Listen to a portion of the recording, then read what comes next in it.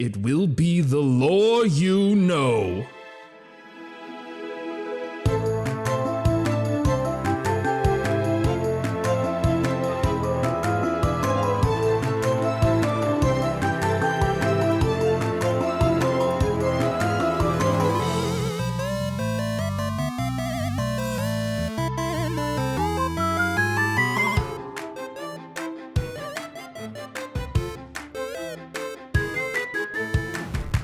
Shrek 2 is a cinematic masterpiece.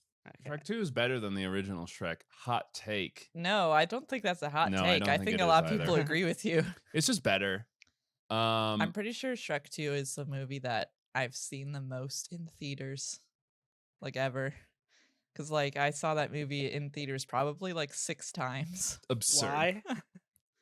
Because She's I really saw wanted it to like support independent creators. I saw it on my own, and then like everybody, like every child at my elementary school wanted to go see it with a group of friends for like their birthday because it came out in the summer or something. Mm-hmm. And so there was just like a party after party that we went to see Shrek 2, and then my dad wanted to see it when it was in the budget theater. Mm-hmm. Lizzie, we gotta go see Shrek 2. Mike Myers is in it. I love that funny man. I wish it had been Chris Farley. It would have been a lot funnier. It would have been better. I saw the Donkey! initial Donkey. I am over it. Donkey, Slams into table. onions have layers. That's like Macho Man Randy I Savage. did get a little. Oh, Macho Man. donkey! My onions have layers. Didn't it actually go through like 3 different takes of Shrek because they had Chris Farley and then they had Mike Myers, but then Mike Myers suddenly was like, hold on a second. Let me redo this, but with a Scottish accent, inexplicably. Yeah, and then he did. Well, no, not inexplicably, because the fucking Austin Powers 2 came out, and that has Fat Bastard in it. It's just his Fat Bastard voice. He goes, I eat because I'm sad, but I'm sad because I eat. That was more like Dexter from Dexter's Laboratory, but we are not professional voice actors. We're all over the place. I'm a professional voice actor. Anyway, right. Welcome to The Lore You Know, the podcast where people talk about things that we like, lore, usually. Fran's gone again. I don't know the intro. She's out globe trotting, and so Lizzie was nice enough. Again, LizardxLizard standing in, doing her nerdly duties for the month so that she doesn't have to play Minecraft the rest of the month, although she probably will because we've been playing a lot of Minecraft and that's kind of all we've been doing lately. So that's just... I'm happy to fill in as girl yet again. Well, good, because this series specifically needs a token girl character to stand in for, because this week we're going to talk about Fire Emblem, and I want to just get started because Ethan, you know this about me. We play Dungeons and Dragons together. I love high fantasy. I think it's very cool. I think that the dumbest part about it is when they name everything stupid. And then you have to say... That can't be right. And then Scrimbulus went to Mount Flargo. That's like your favorite And it was there part. that he obtained the Spear of Plimbadoo and used it to defeat Gregthron. Your swords always have 2 names Gregthron. because they have a bankai. You love naming things. That's true. Well, no, I don't, Ethan, because as you recall, in my campaign, I hate coming up with dumb fantasy names so much. I just use other ones from other things that already exist. All right, And that's I fair. don't come That's up with fair. original names because it's silly. This series is going to have a lot of that, of Scrimpulus going into Mount Krongor to receive the Flimbo spell. I love that. But I'm gonna try my best to get through some of this, and then if you, as our gracious audience, hang in there, you get to have a fun little game at the end that I've prepared for my co-hosts. Is this a thing? Should I be taking notes as we go?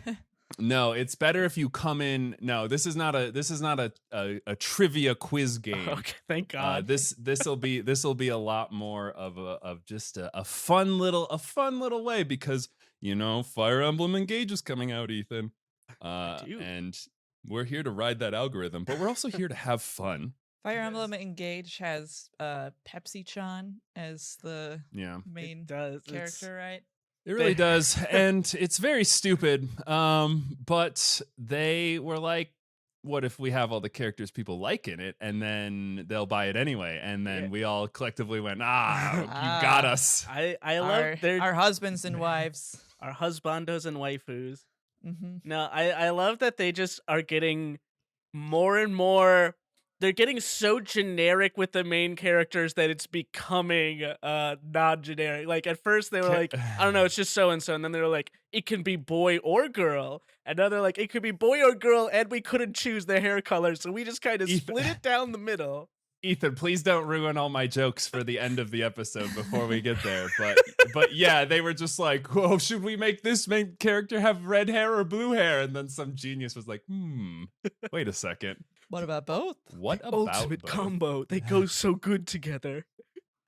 The historically complementary colors, red and blue. I mean, like, I assumed it would have something to do with so many Fire Emblem characters either had in like the history of games had blue hair. Yes. And then there were a select few that did have red hair. Yeah.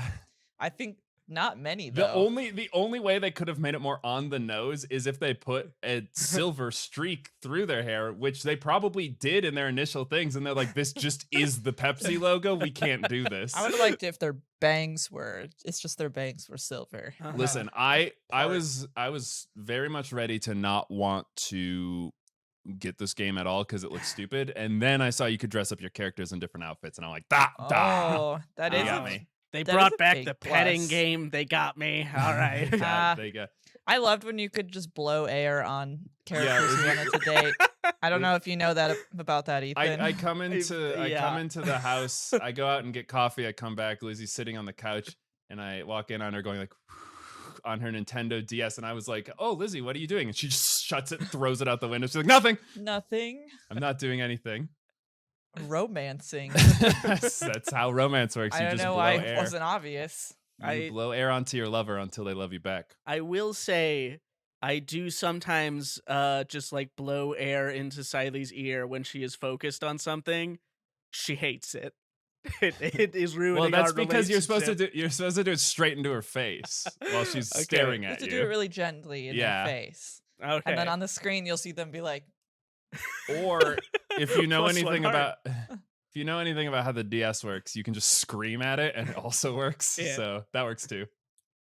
All right. Let's, as always, define the scope of what we're going to talk about, because Fire Emblem is a lot of games, and like I said, most of them are very stupid when it comes to plot, which is why I just want to get through the plot. And we can talk about the characters individually later, because the plot is a very silly fantasy plot. It's very much like trying for the epic scale of other high fantasies, like Lord of the Rings, but it's in a video game series, so it comes across very Final Fantasy. But the catch is, in Final Fantasy, all of the Final Fantasies are kind of episodic, right? Like in Final Fantasy VII, you're not getting references to Final Fantasy VI. There's like little cheeky things that developers put in that are kind of across all the games, but it's not in like a unified world. Fire Emblem looks at that and scoffs and says, we can jam all of these totally unique stories into the same contingent universe. So all Fire Emblem happens in the same world, as far as I can tell, except for like alternate realities created by time paradoxes. But those are just what the I had a feeling we were warrior going to go games there. I don't know. No. Do they take place in the same world? Because sometimes they do, and sometimes they're just like, this is the land of so and so. Well, I'll get to that, Lizzie. But basically, what it is time passes, and it's the same place, but it's like Yeah, hundreds well, I of know years that in the happens. future. Hmm. So that's usually how it goes. But It's we'll through the ages, except we stay in the Middle Ages forever. yeah, well they also have Right. magic. Again, it's that thing where it's like if Yeah. you have magic, why would you invest in science? You can shoot lightning Why would bolts out of you- a book. Why would you invest in plumbing? Yeah. Maybe they like it. The wizards would just poop onto the ground and then wizard and it whisk away. it away. That being said, they are all anime, and if anime girls poop, I don't want anime to be real like I thought I did. So let's get into it. We're going to cover the Arcania series, named after the nation of Arcania, which is for those of you in the know, is where the first game takes place. So the first game, it's kind of the Marth arc is what we're gonna cover. Okay. Is it's the first game that was released, and probably the first game in the timeline, though again, pretty hazy. Wasn't But- the first Fire Emblem game not released in the United States? It was released with like a really weird translation. Like a almost incoherent I think translation. there is still a really old Fire Emblem game that has never gotten. Yeah, there's a release. bunch of Fire Emblem Okay. games that never got released. They were never really popular in the United States until Mhm. fairly recently, when Until all a of certain the gaijins something. were like, wait a Right. second, I want waifus to fight wars for me. And have children with them. And have We'll children get to with that. them and pet them and blow on them. I want all of that. And they were like, oh, you guys are freaks too? Okay, here you go. Another thing that's a common theme in this game. So when I was going through the wiki, they don't even do the game titles for most of the games. They just do like FE1, FE2, FE3. Like that's how they define all of them. And the games that we're going to talk about are FE1 and 11 and FE3 and 12 because they remake these games every 10 years or so.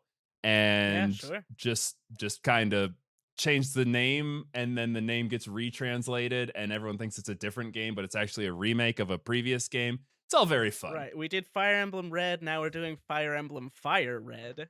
Yeah, exactly. It is pretty much exactly like that.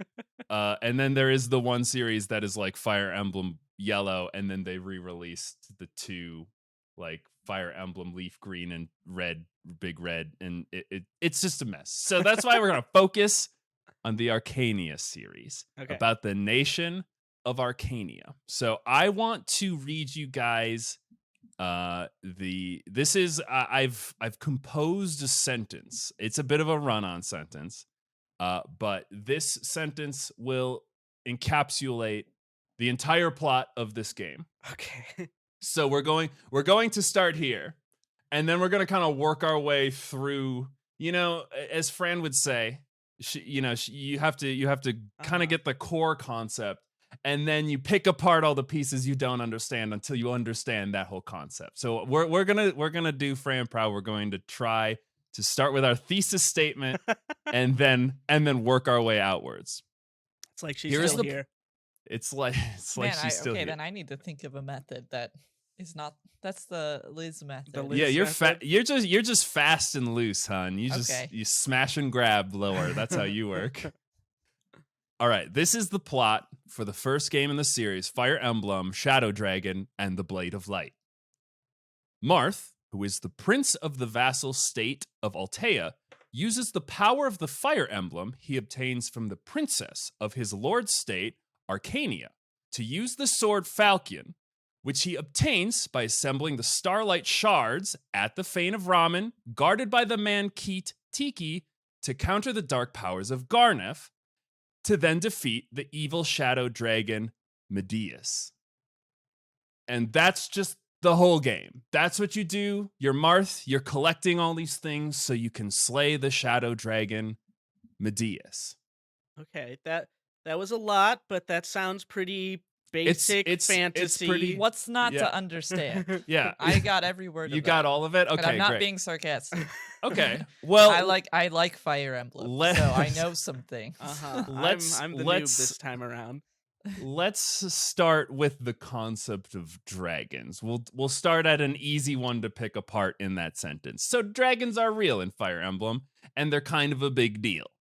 All right. So long ago, before humans roamed the lands of Arcania, before it was even called Arcania, there were the divine dragons, and they were epic and cool and super smart, and they all gave each other high fives and were like, we're the best, and nothing bad could ever happen to us, and was awesome. And the coolest and strongest of all of these dragons was called Naga. And Naga was the head of the strongest, most influential dragon tribe. And so pretty much whatever Naga said, all the other dragons were like, oh, yes, that is a good idea. Very cool.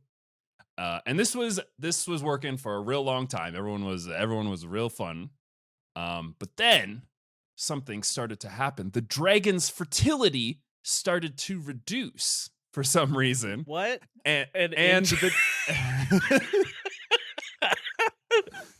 they got so they became so brain smart. They created such a perfect utopian society. They forgot to fuck. They're like pandas. They're just a little right. too lazy. Yeah, once they were domesticated, they Except were like, I don't know if it's worth it. Instead of being too interested to have sex, or too interested in eating bamboo to have sex, they're too interested in being smart to have sex. Yeah, and they were just like, everything's so awesome, I don't even want to fuck right. I don't even think that having coitus could improve my mood. I'm doing so good right now.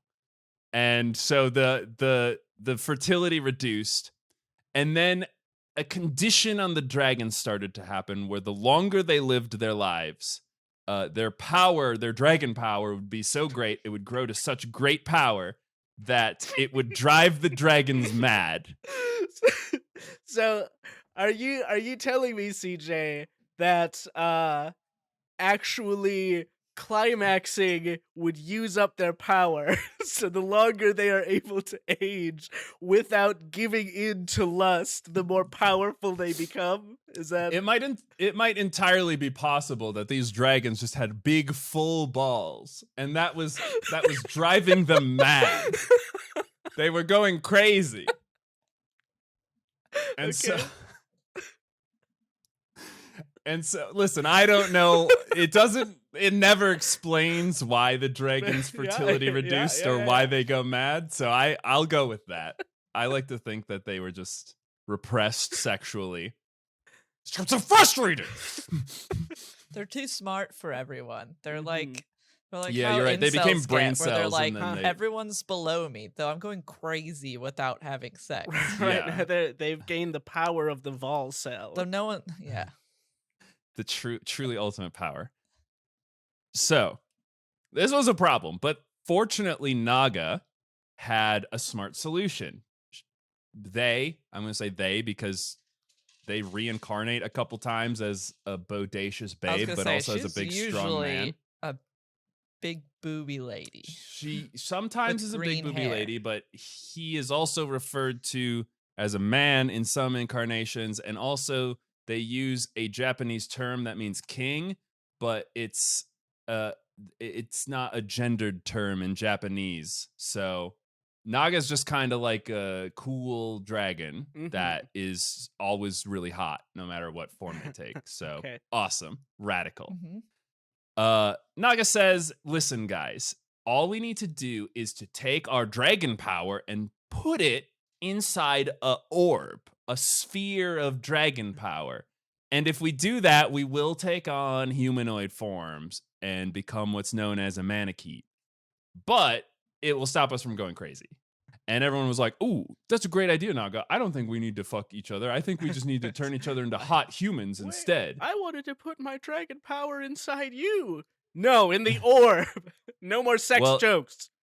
Well, see, Ethan, you're not too far off because the Earth dragons did want to keep being dragons. They're like, put my dragon power in a orb? I don't think so. We don't want to do that. We'd rather go crazy. I'm not participating in the jack-off crystal. I do not want to do the J.O. crystal. But unfortunately, all that meant is that there were a lot of Earth dragons, and they all started to go crazy because they did not give up their divine dragonness.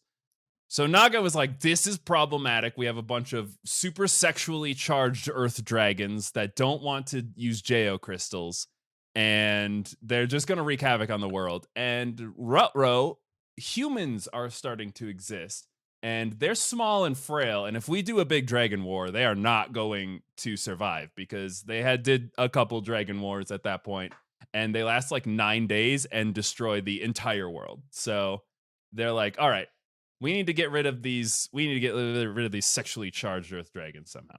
So Naga comes up with a good idea. During all of those background dragon fights that don't really matter, they get a bunch of their teeth knocked out, I guess, doing cool dragon fights. Sure. They win every time, but they do lose some teeth. So Naga takes one of their teeth and forms it into an aegis, a binding shield, in fact, and was able to use this shield to seal away the divine dragons in what's called the Dragon's Table. And so all of the earth dragons are trapped in this interdimensional space kind of deal. Okay. And the key to keeping them all sealed is the binding shield, which has 5 magical dragon gems that are embedded within it, each of which imbues a different dragon energy. So there's the life orb. Sorry, there's spheres. There's the life sphere. There's the light sphere. Very difficult. Why are they not orbs? They're not orbs because they put their power into no one has orbs. Jacked off on them and. No, There's So that's jack the off difference orbs between- and power spheres. So that's Well- the difference between a sphere and an orb is if someone has JO'd. that's exactly right. Yeah, I studied a little bit of math in college. I think I know how to define a sphere and an orb. Okay. No, these are different from their Manakete orbs. So when they became Manaketes, they take on humanoid forms. They might still have like dragon wings or like some dragon features, but they can use their orbs to temporarily regain their dragon powers. And in the game, that means that you can have a character who can, As we all know, a shifter form. yeah, turn their form based on their luck stat into a dragon, and then the dragon can fight as a dragon, and then they turn back into a human, and their dragon powers go back in their orb. So Manaketes need their orb to be dragon, but they don't go crazy because they're mostly human. Okay. So this is great. And then, yeah, they made the 5 spheres. They made the light sphere, the life sphere, the dark sphere, the earth sphere, and the starlight sphere. And these 5 spheres implanted into the binding shield that was made by Naga allows all of the earth dragons who had gone crazy to be banished away, and problem solved.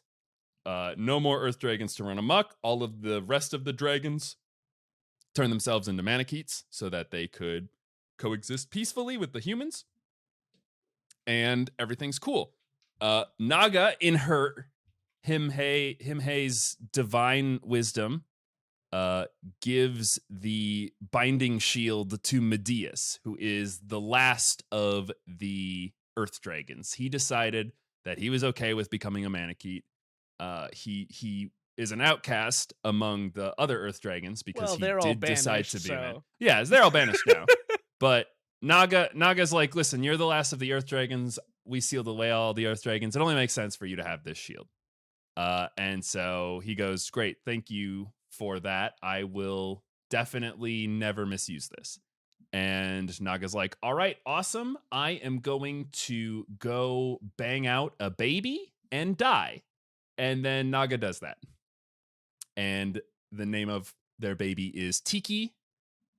And they say Tiki is far too powerful. She could be the strongest dragon known to the world, so I am going to put her asleep forever, which is not killing her, so it's fine, but she is just in forever sleep all the time, forever. Now tell me, CJ. Yeah. How did they choose to depict Tiki? Oh. What did dragons choose to look like when they have a human form? Surely someone appropriately aged to have sexual intercourse with, if that's a thing that they wanted to do. right? I mean, surely they chose to just be, cool, adult-looking Yeah. people. Big titty. Yeah, big titty babe. anime women or big No, or big Tiki. boobied anime men. No, Tiki looks like a 7-year-old, but Yeah, she's got the okay. brain of a 1,000-year-old person. It's one of those things. Tiki Hasn't she been looks- asleep for all of those 1,000 years? They age differently, Ethan. So she Also- looks like she's under 10, but she's actually thousands of years old. So Right, but therefore, it's okay to Well, romance she's her. in What almost I'm every. saying is Well, that she's in almost every game of the series, and the series Okay. takes place over hundreds of years. So even if the first time you meet her, she has like 7-year-old brain, by the time you meet her next in time like it's okay. Awakening, she's like So you at do, least yes. been alive for 500 years, but still looks like a You 7-year-old. do meet Also, adult you can Tiki someday. you can breed her with a different guy in that game. So Yes. Can we Well, have okay, a fun so- different term than breeding characters? Because I feel like You that's really gonna come up more can't. than So once.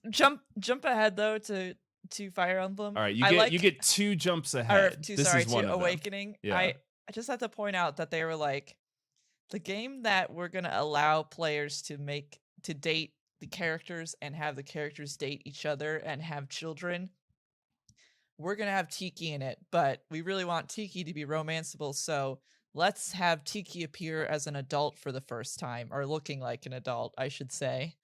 And then they were like, also, let's put a new Manakete in there who looks like a child, but is thousands of years old. different And you one. can romance and have children with her, and she will still look under 10. Yeah, it's super her name is unproblematic Noe. in Japan.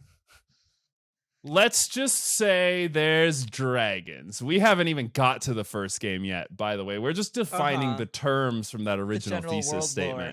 So we have one figured out. If you recall, Medeus is an important dude, and he's a dragon. And there are other dragons. Okay. So this sealing shield, it goes by many names. The shield of sealing, which is hard to say, so they probably got rid of that. The binding shield, pretty cool. The emblem of flame, but it is also known as the fire emblem. Oh, the title of the game. Oh. So how did it go from the binding shield to the fire emblem? Well, again, it had the 5 dragon stones in it, and it was carved from Naga's big tooth. Naga, when they give it to Medeus puts it in a holy place for safekeeping called the Fane of Raman, which is just an ancient structure that the dragons made, and just it's like under a his holy bed. temple. Gonna put this in a place no one will find it. In a huge, big fuck off tower that is just giant, and everyone knows about it. You can and see it from everywhere. and it gets the same size of a label on the map as most countries if you look at a Fire Emblem map. So, Love it. but Medeus is there protecting it, so surely it'll be fine. Nothing bad will happen. Well, while the emblem is there, some random dude who just is a thief, he's not important, he's just a thief, Okay. named Adra comes and steals it. He's like, this is mine now. So he just takes it. Medeus, I guess, asleep on the job on that one. He is a thief, though, and thieves can be sneaky. So he takes the shield, and his super genius plan to use this shield is to sell the magical pearls that are all embedded within it, the 5 dragon stones, to get mucho dinero. And then he's going to use that money to hire a big mercenary army, which is a huge thing in this game. You can always hire a mercenary army. Right. Because he wants to take over the gosh dang world. And you know what? He does do that. He just does that using the binding shield's dragon stones as like pawning material. He's able to buy an army. He steals 3 other magical weapons that he uses, but he just conquers the known world. I love the idea of him just like going to some kingdom or whoever has the cash and being like offering this orb, this sphere, and they're like, well, I'll give you enough money for 1/5 of an army that would take over the world. Surely this won't be a problem for me later in the future. No, Ethan, he also stole 3 weapons. You know the weapon wheel in Fire Emblem? Exactly. He steals a sword, a spear, and a bow. Fuck you. Oh. You thought it was an axe? Go fuck yourself. Okay. I didn't think it was anything, but now I know. That's the weapon wheel Is in it Fire like- Emblem. Is it anything like rock, paper, scissors? It's similar to rock, paper, scissors. Thank you, Lizzie. Ah, All right. So there's a little, in case you care about the gameplay, it's not called the gameplay, but I do actually, I love Fire Emblem and really like the gameplay, but we're not talking about the gameplay. it's on record. No. All right. No, I do too. So Adra does this. He successfully conquers the known world, and he decides to call his big new United Kingdom Arcania, which is where we get the name. It is the name of the kingdom and the continent because, again, he just 'Cause he won. he controls the whole continent. So he kept the main shield after doing this, Sure. and so he was like, this shield, this is good luck. It allowed me to conquer the whole world, so I'm going to keep it and make it a family heirloom. European style. And in true European style, I'm going to rename it too. I'm going to call it the Fire Emblem, and it's going to be a family heirloom for the royal line of Arcania for the rest of forever. It's almost like this has a European medieval times feel to it. What? Lizzie, that is the aesthetic. How did Oh. you know? So does he guess? have any inkling of what this thing is? He knows it's like a sacred relic, but he also knows that it's expensive. It's cool. It's got a lot of monetary value. Okay. So I'm know. just trying to figure out, like, because surely it has monetary value because somebody knows what it is. Like, they do seem, well, they can use the magic dragon orbs that he sold to do magic with. We'll get back around to that, but that's kind of the idea there. That's probably why they have big value. okay. And they do seem to know, like, all of the royal family knows what the shield is about, that it has something to do with the dragon's table and sealing away dragons. So presumably they either figured it out or he did just know the whole time, but he's like, it'll be fine. It's funny. So this guy Adra becomes the first monarch of the Arcanian kingdom, and his line starts with him. So everything comes from there. Great. He was just a thief to king. What a rags to riches story. Our noble line is built of backstabbers and thieves. That's every noble line. It's Ethan. every noble line. That's how you All know right. you can trust us. So after he's done doing this, Medeus is pretty pissed off, pretty rightfully so. And on top of that, the humans, turns out they're all racist against Manicheets for some fucking reason. Literally no idea why. The cool dragon people that could easily kill them, they're like, we hate you. We're going to ostracise you from society. Because they're way cooler. I guess, yeah. We're gonna sling mud at you and call you dicks. And the Manicheets are like, what do we do? This is not fair. And so Medeus, who is also a Manicheet, is like, this is some bullshit. They stole my shield. They're prosecuting my people for no reason. I'm gonna make my own country. I'm gonna call it Dolhur. Dollar. This is where I'm talking. Dollar. Okay. Dollar. I think they forgot a vowel in there, but he creates the kingdom of Dollar, which includes the dragon's table within its borders. And this becomes a nation where the Manicheets gather and becomes the like nation of dragons. And as these two nations amassed soldiers and weaponry and reasons to hate each other, it was only inevitable that one day would lead to war, which is called the War of Liberation for some reason. I don't know whom was being liberated from whom, but that is the name of the war. Players from the lore. The war of liberation is just getting started, but before we can do that, Ethan, we have to talk about one more magic item. This will probably be the last silly magical item we talk about. The But- whole time? Probably. Yeah, maybe. All right. But Naga is very wise. And they knew that dragons could just body humans. There would be no contest, right?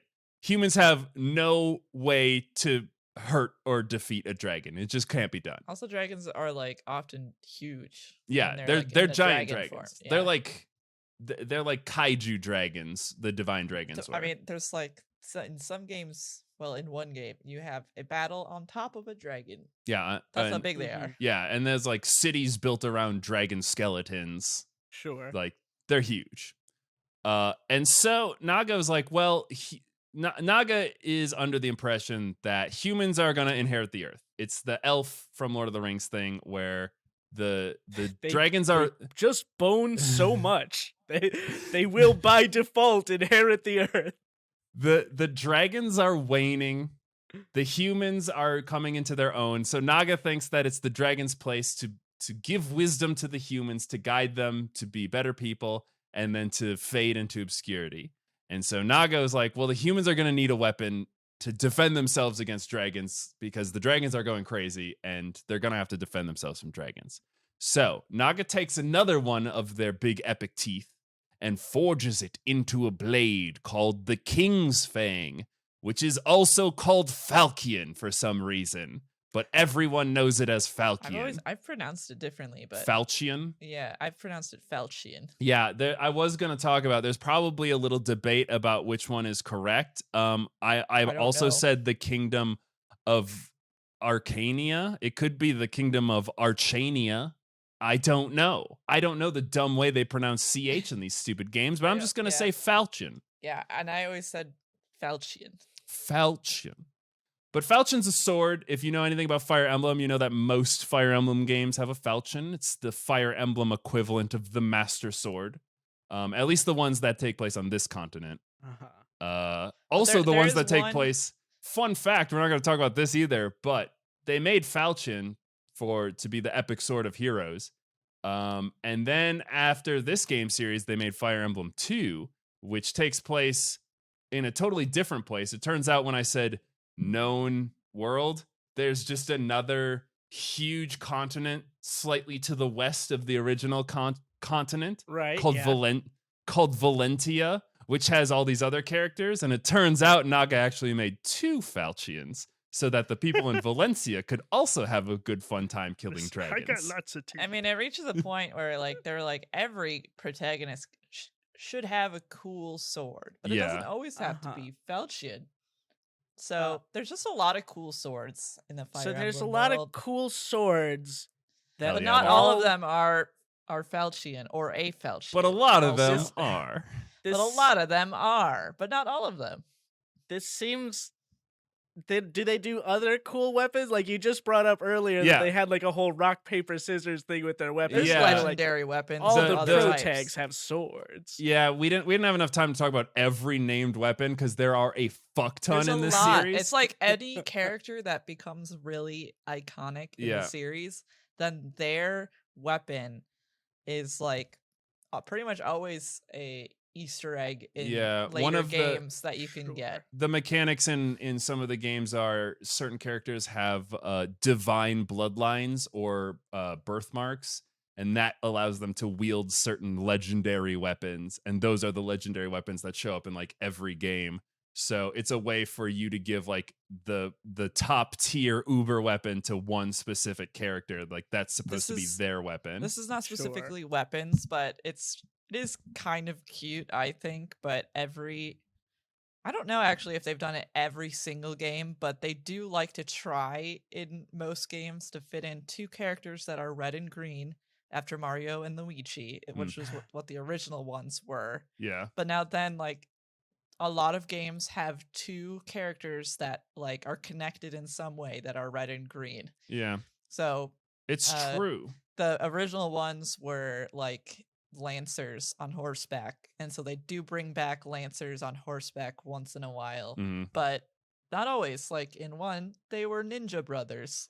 Yeah, and there's a really good video by who's that guy's name? RBG. Oh, BDG, Brian David BDG. Gilbert. Yeah. Brian David Gilbert did a whole series about the just about classifying the Fire Emblem characters, because for some reason they come up with new characters every single game, but usually it's just their names, and then the like personality and like arcs of those characters are just copy pasted from previous characters from previous Well, they games. rely and they also, on tropes. yeah, a and they also lot, look exactly especially the same. recently. Sure, They yeah. rely on tropes, but I wouldn't say that.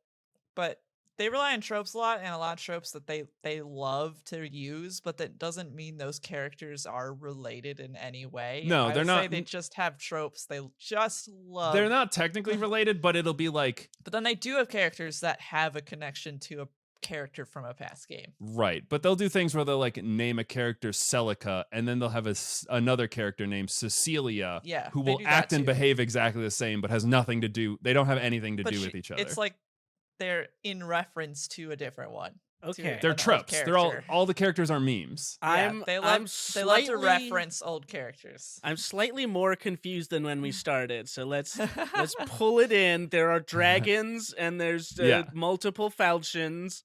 Yeah. Well, we're just gonna worry There's about the dragons Okay. and there's a fire emblem. We're and only there's on cool Arcania. swords. Again, Valencia. That's all you need to know. Valencia, different place. Yeah, Arcania we're is where we're focusing in, focused.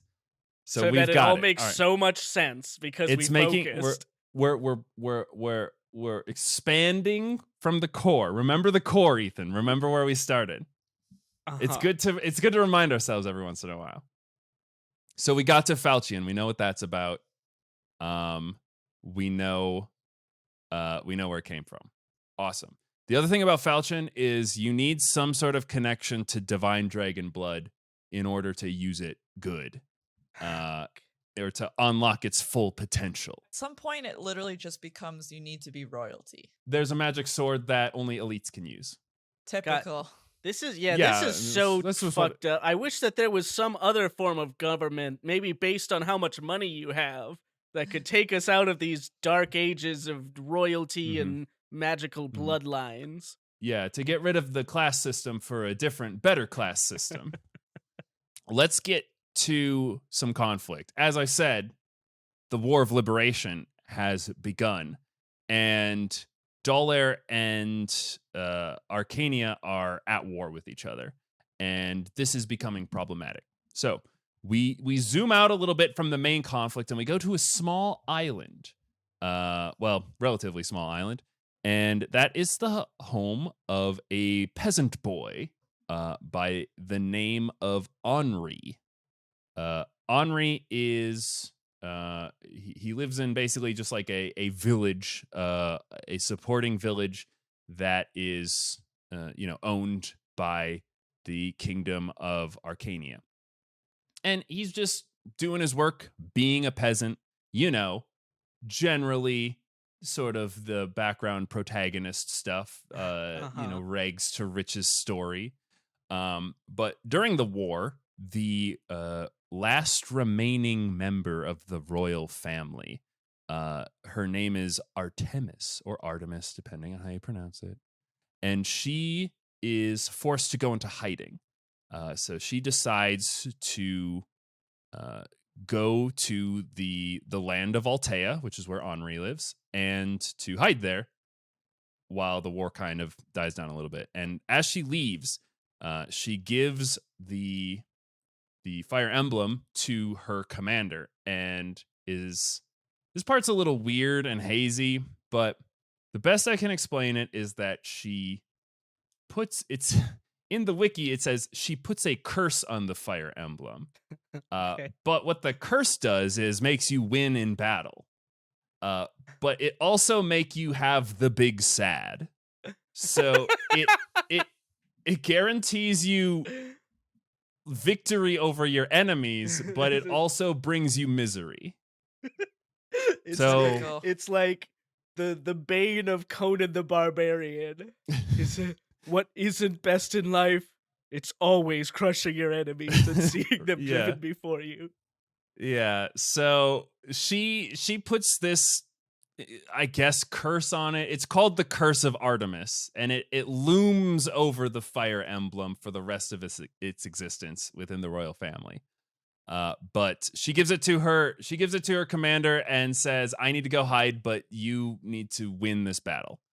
And so he takes the fire emblem and he rallies the troops, and the land of Arcania starts to overwhelm the forces of Dollar. They are winning handily using the power of the fire emblem. But the commander is very sad about it. But he's like, oh, no, it only affects the sucks, royal though. family, I guess. Okay. So we'll get to the double-edged part of this sword, but for now it's just a single-edged, super useful sword that's killing everybody. Okay.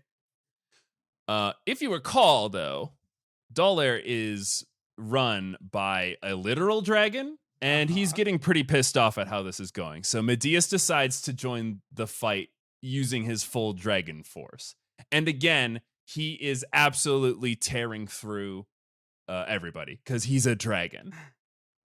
But fortunately, Naga foresaw this, if you recall. And so Artemis knows that the only way to win this war is to obtain the legendary falchion in order to defeat Medeus and win the war against Dollar forever. And so while she's in hiding in Altea and she meets Henri, she sees a heroic spirit within him. And she says, "Listen, Henri, you have to go find falchion and you have to use it to go slay Medeus. And fortunately, I have a wise priest here known as Goto. And Goto is pretty fucking radical. I'm a big fan of Goto. He is also a Manakete, but he is on the side of the Arcanias. He's on the side of, we don't have sex enough, so we should just kind of die out. Yeah, he is sort of a servant of Naga. He is also of that mindset that humans are supposed to kind of inherit the earth, and so he sees the heroic potential within Henri as well, and he says, "I will help you claim the falchion, and you will use it to slay Medeus and be epic cool, and the princess is probably going to fall in love with you. You're going to be so cool." And Henri's like, "That sounds great. I'm like I'm covered in shit. I'm just a peasant right now, so I'm gonna go do that because that sounds awesome." And so he does. He goes and does that. It's part of a whole quest. There's not a game associated with it. He just does this. This is sort of background. He does it off screen. He does do it off screen. But he claims falchion.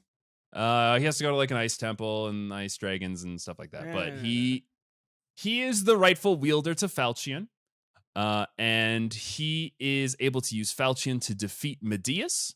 Again, the Aegis, the fire emblem, is on the side of Arakia as well. So he's able to do that. Because you need some sort of dragon connection to wield falchion, and they just give him the fire emblem. They're like, "Oh, cool. You've got falchion. Here's fire emblem, so you can use it. Go slay Medeus." Medeus is slain. Awesome. So here's where the monkey paw curse comes into play, though, because indeed, Artemis did fall in love with the noble young Henri, but unfortunately, Henri's status is that of a lowly peasant. So they decide to raise him up.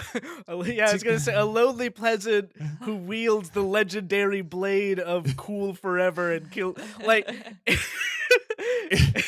Well, Ethan, it's okay because they gave him a kingdom. They're like, you know what? Yeah. From now on, Altea will be a kingdom and you will be its first king. Oh. And he's like, cool, I can marry the princess. And they're like, oh no, but you are still a king of lowly status, as Altea is just a tiny little shit nation. What was the point? As a reward for killing Medeus. You get to be a king, but you can't have the girl. But you can't marry the princess because of the curse of Artemis. And so Artemis is forced to marry some other dude. Wait, but so her own curse made her marry someone she did not love. But she had to do it to make the fire emblem win in battle. Okay. Probably. Yeah. So the curse part is really more I told you this part doesn't really make that much sense, Ethan. So like the curse part is the part that she suffers from it. It's like the other. Well, the royal family of Arcania suffers from it, and she's the remaining royal, like she's the only remaining royal family left. So she is forced to marry some other prince of noble status. And Henri, actual noble status, of like real, not just like fake made up, like, oh wow, you're king of all these like peasants. Oh, you saved the entire world with the magical blade of legend. Not just reward. Yeah, noble awesome. Status. That's super cool, but whatever. Here's the really weird but part. Who was your dad though? But that's here's the here's the thing. Here's the weird part because also Henri loves Artemis, but he can't marry her. So he becomes a king to his kingdom, but he produces no heir because he never marries or has children. And so we need to eventually get to Marth somehow, who is the like rightful ruler of Altea. But he is a quote indirect descendant. So he's just like some cousin of this guy because he never made an heir. So Marth is like the great nephew of the guy who killed the big dragon that wanted to take over the world. Okay. So we got to Marth. We got to Marth, the Prince of Altea, the rightful Prince of Altea. This is just an aside, but I first like knew about Fire Emblem from Super Smash Brothers, and Marth and Roy, in Super Smash Brothers, and when I was little, I thought Marth was a girl because he's so beautiful. He is beautiful. It is funny though if you look at like the original concept art for the game that Marth first appears in. Yeah, looks totally different. Oh, the OG concept art for these guys made them look absolutely beautiful. But this was back in the day where they were like, no, it didn't. I'm talking about like the little like think of the original concept art for The Legend of Zelda, like the first Legend of Zelda game. Oh, I always thought you meant like the book, the art from the book. No, they're drawn like that. Oh, yeah. And they don't look very good. And then eventually they're like, this guy should be a beautiful little twink. Yeah. And then they made that happen. It was that era. All heroes should have been beautiful little twinks. The hero king of legend, a hero twink. They did do the like 80s and 90s thing, where when they drew all their heroes, they made them either like super masculine or like extraordinarily beautiful men, and then all of the ladies were just like hot. Yeah, awesome. I mean, well, they like kept that part. They kept that part. The original concept art draws them as like kind of cute, almost chibi-ish in a way. And they've got the really big hair. It's like that style of like early anime. Like I think of like Ranma 1/2. Yeah. And it looks like that a little bit. Well, and they had like the big eyes and like it was all listen, it's a style that we like. We need to get back to the rightful heir to the kingdom, who is the cousin once removed of the guy who used a sword on indirect descendant. Yeah. The beautiful young man Marth. All right. So that was how the War of Liberation ended. Everyone is cool with how this turns out because really the only people who were upset in the first place were the dragons and Manicheets, and they're like mostly dead now. So awesome. The country of Dollar continues to exist, but they, sort of just chill more, and everyone goes to peacetime. And everyone loves this except for this guy named Garnif. Now, if you know a little thing about naming theory, you can tell that with a name like Garnif, he must have some sort of ulterior motive. Must be bad. Yeah, he's like a bad guy. Garnif. Hard F in his name. Ooh, scary. So, do you remember Goto, the sage Manicheet who led Henri to the magical sword? For the sake of the video, yes. Okay, well, I said he was awesome, and I guess this whole time he was like, I'm super cool, and so I'm going to bestow my wisdom upon two sages.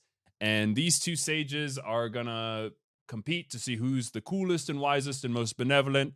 And then I will bestow my greatest spell, Aura, upon one of them, and they will be able to use it. And Ethan, you know in the games how all the weapons have like a ranking system. So there's like a bronze sword that's like an E rank weapon, and then it goes to like an iron sword, and that's like a D rank weapon, and it goes all the way up. Surprise me. Yeah, so all the weapons are ranked, and Aura, Ethan, the mighty power of Aura, the most powerful spell that Goto has to give to his disciples, is a mighty B rank spell. Oh, it goes up to S rank. It goes also. up to S. So this one After A. So I just want you to know that this guy gets really upset because his master didn't give him a mid-level spell, but whatever. So Goto creates the spell Aura by using the light sphere, the dragon sphere from the original shield. And so he's raising these two guys to be magicians and sages, and he's going to give Aura to whoever he thinks is most deserving. Well, he does not like the way that Garnef is turning out. He seems like kind of a dick, and he seems like he might misuse power. So he says, listen, I'm going to give it to the other guy, Miloa. And you, Garnef, you have to just deal with that. And Garnef is like, all right, well, I guess I'm evil now. And so he steals the dark sphere. CJ, what's with all the super smart sages who are like, you know how I'll breed the best like successors? I'll pit them against each other and give the loser nothing. That'll really build positive character traits. What's up with that? Well, thing? if you do a really good job at the first step of like breeding super children, then whatever happens after doesn't really matter. So as that's we're about fine. to see. Well, it matters if you're a peasant and you have to do a war, but you don't care about those guys. Okay. It only matters if the royal family is strong. All right. And they have got very specific chins for some reason. That's very important. I understand now. So Garnef is like, nah, I'm going to steal the dark sphere, and I'm going to use it to make my own spell. But unfortunately, the dark sphere twists the soul of those who use it and turns them even more evil. So he went from just being sort of a bad egg to being straight evil. Oh no. Oh, beans. It's a bummer. Oh, beans. But he uses the dark sphere to make his magnum opus spell, Imhulu, which is a dark spell that makes one immune to all damage. And so he's sitting strong. Yeah, Is he's that sitting pretty good. Like an A rank? It's like a pretty high rank, probably. You don't ever actually get to use it. It's just a plot spell. Sure. As opposed to Aura, which again is supposed to be the super strong light spell, but you do get to use, and it's like, it's okay. It's got high range. Oh, nice.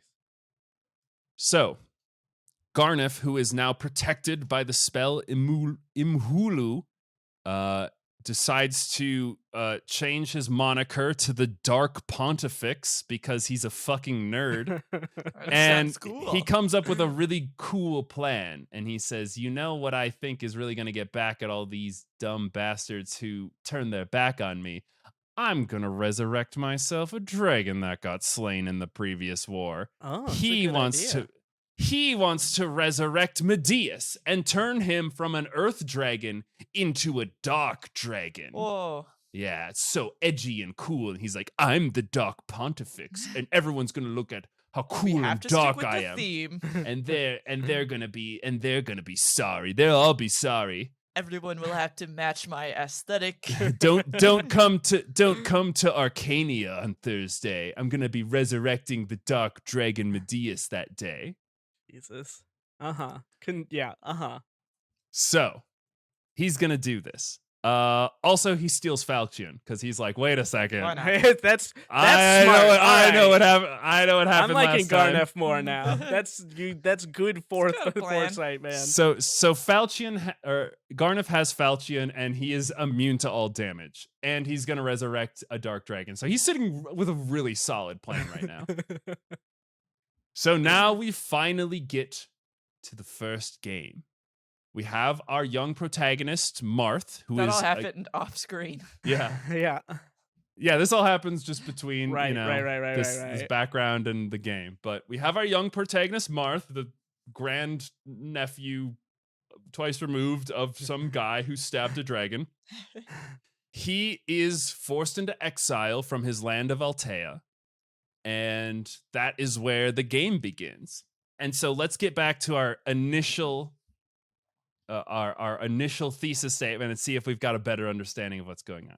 Okay. So we have Marth, who is the prince of the vassal state of Altea. Altea got to be a vassal state, a kingdom, because his great grand uncle stabbed some guy. He uses the power of the fire emblem, which is cursed to give you misery, but also win wars, and lets you use falchion if you have it. Okay. He is given this by the princess of Arcania, the royal family member, so that he can use falchion, but he needs to retrieve falchion from Garneth, who stole it.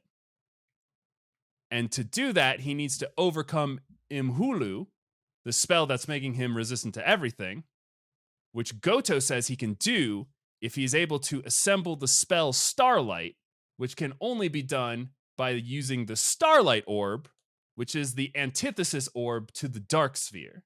Not the light orb. Not Light Sphere, Starlight Sphere. Okay.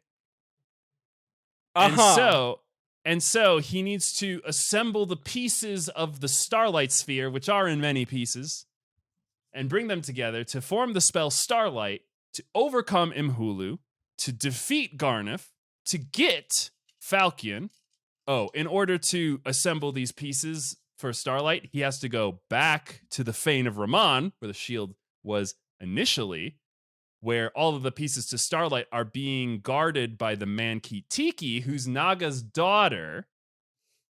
And Tiki has been hypnotized by Garneth to protect the pieces of Starlight so that people can't assemble Starlight, because he knows it's the only thing that can overcome Imhulu.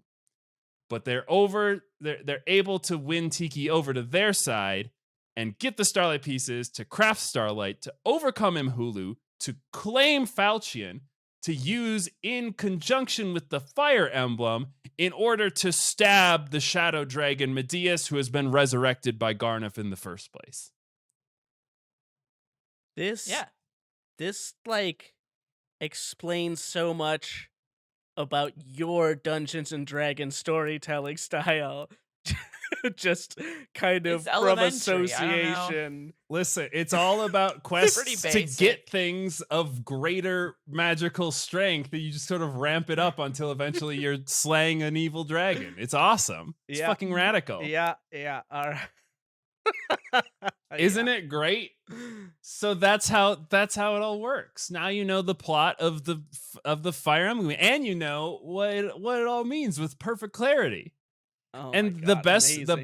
the best part about laying out all this groundwork, Ethan, is that now we can get right into the second game, and it's going to be a breeze to get through because the plot is so simple. It's so easy.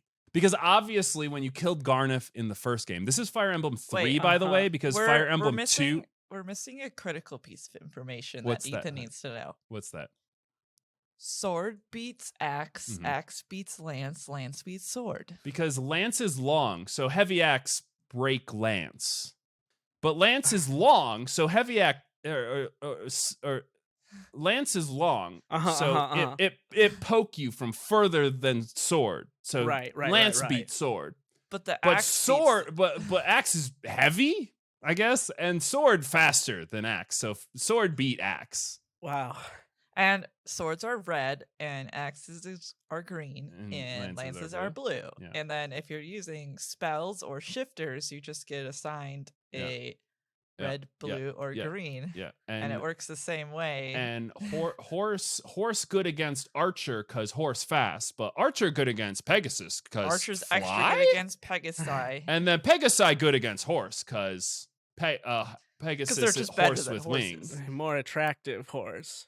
more beautiful. There's horse. also actually, I'm so messed up, but I Fire Emblem Heroes, the Fire Emblem mobile game, that I cannot remember if they have neutral color in the mainline games. I don't know, honey. Well, we're getting I don't in the think they do, weeds. but just a fun little extra. Magic good against armor. I just wanted to armor only confuse block Ethan with more information, sword. which is why I Uh-huh. brought up the But- gameplay. We're having a fun time with it. but armor don't block magic. Neutral orbs are everything neutral good against everything. Wizard, because Equally wizard, All good right, against except wizard ghost is- type.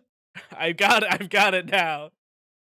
All right, I'm so stoked for Garnef to be resurrected into Garnefdorf. You are pretty right. Okay, Um, awesome. There's always an evil mage. There's always an evil Pretty mage much who's trying to always, resurrect an every evil time, dragon. Every game. Yeah. Who's always trying to resurrect an evil dragon. Yeah. It's trope. There's a game Or based like- on tropes. Or just like somebody else who was evil. What? You're telling me that stories sometimes have evil villains in them? Yeah. What? All right, continue defending your favorite I only- series here. I only listen to Japanese stories where like there are no antagonists. It's just like man versus the concept of clouds. Okay, we're just ripping on Miyazaki here. Yeah, I know. Well, Ethan, you're not completely wrong, or even that wrong. In fact, you're pretty right. Because Garnef has not perished completely. The crafty little wizard put himself in the dark sphere somehow. So he put Right. his soul in the dark sphere Did so not he could die. resurrect. I simply went to the dark sphere. Yeah. He just put himself in the dark sphere. A little stuff that happens in the previous game that I didn't really talk about because it doesn't super matter. But Marth has a sweetheart, a honey from childhood, and She also has blue hair. she also has blue hair. What does that say? I don't know. Maybe Okay. she's also a cousin. Maybe, but if they're a royal family, that's That's totally how it on works. Yeah. That's totally fine. Yeah. So Marth is definitely gonna get with his honey. What's her name? It's Celica? Celica. It's Celica? Okay. Kada Oh. or Seda. No, it's if it's a Kada. soft C. Yeah. One of those. She's a blue-haired Pegasus girl, and guess what? They do blue-haired Pegasus girls a couple more times across the series to be Crazy. referenced to her. Crazy. But yeah. Kada is Marth's sweetheart from childhood, and they're gonna get together. She's a 'cause she's Pegasus also a girl. princess, so it's cool. Mhm. But the princess of Arcania, after the plot of the first game, got the hots for a young Mr. Marth, a young hero prince. But curse of the Fire Emblem, she can't be with the man that she loves. He loves another woman, and so she's like, I guess I'll marry the Prince Hardin, who becomes the new emperor of Arcania. And Hardin is like, it's kind of a bummer my wife doesn't love me. Well, It's a fucking, you're a royalty. Get used to it, man. It's like, So he's like, it's cool that I'm the emperor of everything, but everyone loves Marth, including my wife, and this kind of sucks. Fortunately for Garnef, he's able to use the power of the dark sphere to manipulate the mind of the new emperor Hardin in order to twist his thoughts and be like, hey, you should invade the country that you already own, that is the birthplace of the guy who wants to cuck you. And he's like, yeah, I should invade the country of the birthplace of the guy who wants to cuck me. And so he does that. that's just what your wife not loving you does to you. Yeah, it drives you Yeah. insane. I don't know. Whoever, what was Henri? Whoever the princess that wanted Henri, her husband seemed fine. He was like, I don't give a shit. Like Yeah, that guy's low But bred. You're with me. they didn't have a dark wizard hiding in a sphere that was twisting his mind Okay, towards right, darkness. Yeah. right. So So now it's gotten bad. So These days, the dark wizard in the sphere twisting your mind is just on the computer. Yeah, it's Twitter. I was gonna say. So it's the Reddit incel it's just forums. on the internet. Yeah. Well, now we have Emperor Harden, and he is invading He's this hella land red under pilled. Yep. yeah.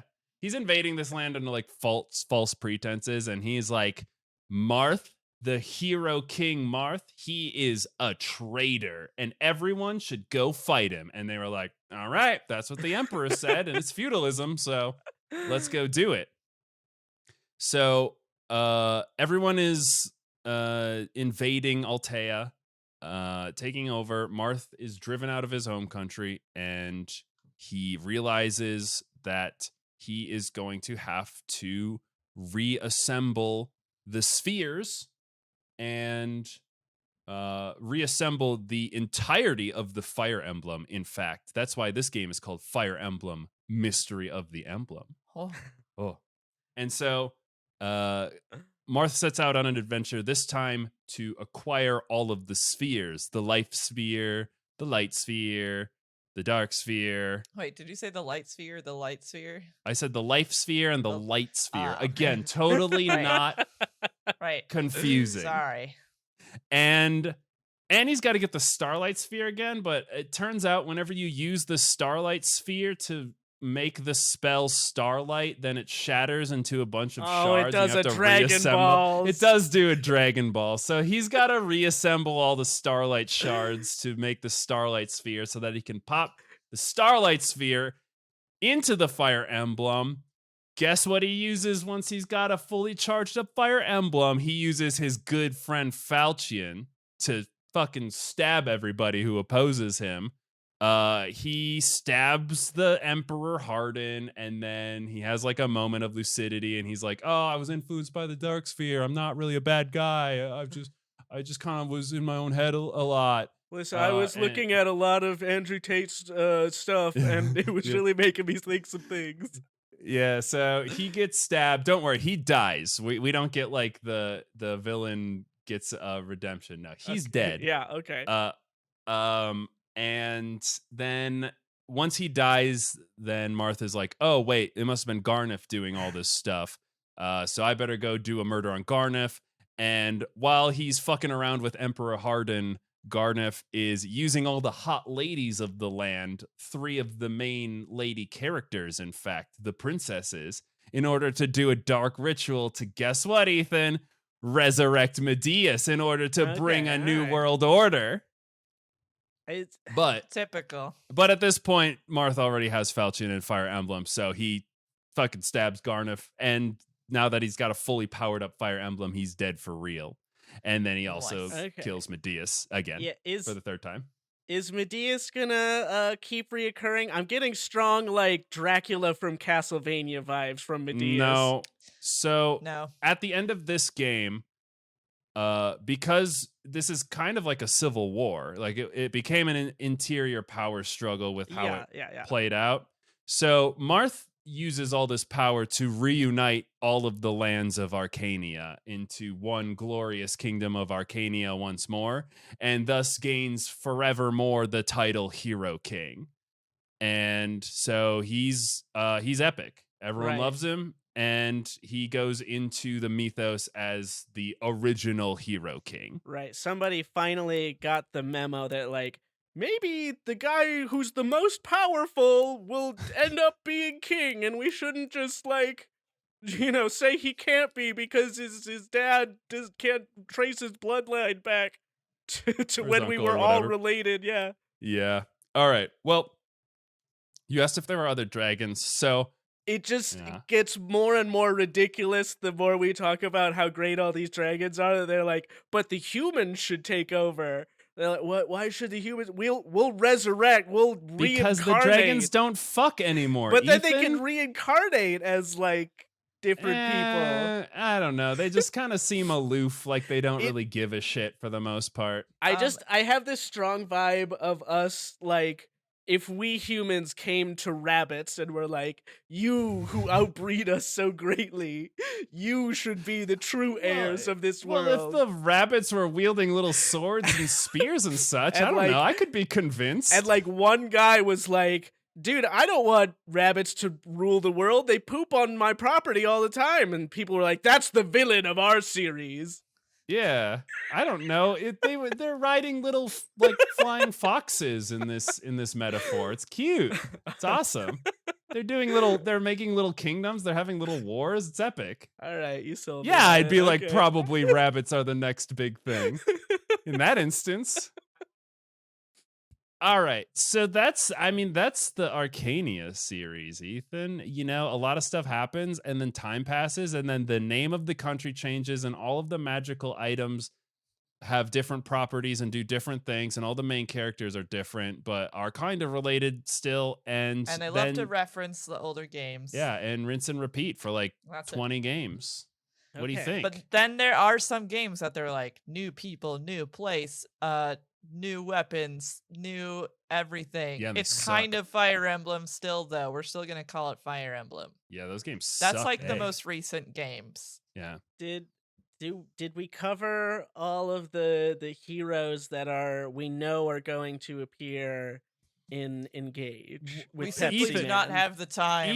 Ethan, are you saying that you would like some sort of way to decide which husbandos and waifus you might want to engage with in the new Fire Emblem Engage? You might want to get Yeah. engaged to. Yeah, do you sure. hear that? Do you hear that background music? I don't. I mean, it's in post, Oh, but it's like, shit. but I do. Oh, That's Okay. right, Ethan. We're going to play a little bit of the dating show, Waifu and Husbando edition, so that you too can find your true love. Ethan, I hear that you've been looking for love, and boy, do I have some eligible bachelors Do I and not get to bachelorettes participate? for you. You're only talking to Ethan.